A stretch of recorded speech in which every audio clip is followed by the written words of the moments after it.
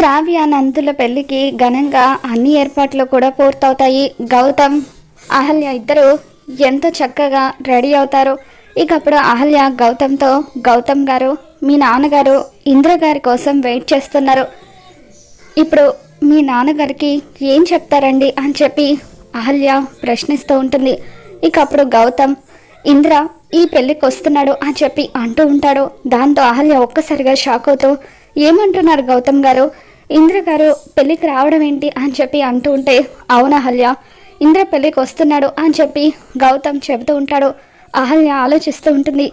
ఇక ఇంతలో ఒక అతను మిలిటరీ డ్రెస్లో గిఫ్ట్ పట్టుకొని పెళ్ళికి వస్తూ ఉంటాడు. అలా నడుచుకుంటూ వస్తూ ఉంటే వెనుక నుండి అతన్ని మనకి చూపిస్తూ ఉంటారు.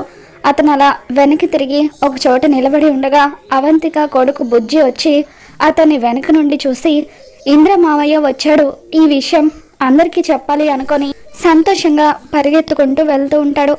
మరి నిజంగానే శ్రావ్య నందుల పెళ్ళికి వచ్చింది ఇంద్రేనా, లేకపోతే గౌతమ్ ఏదైనా ప్లాన్ చేసి ఉంటాడా? అసలు ఏం జరగబోతుందో మళ్ళీ మన ఛానల్లో తెలుసుకుందాం. ఈ వీడియో మీకు నచ్చినట్లయితే తప్పకుండా లైక్ చేయండి.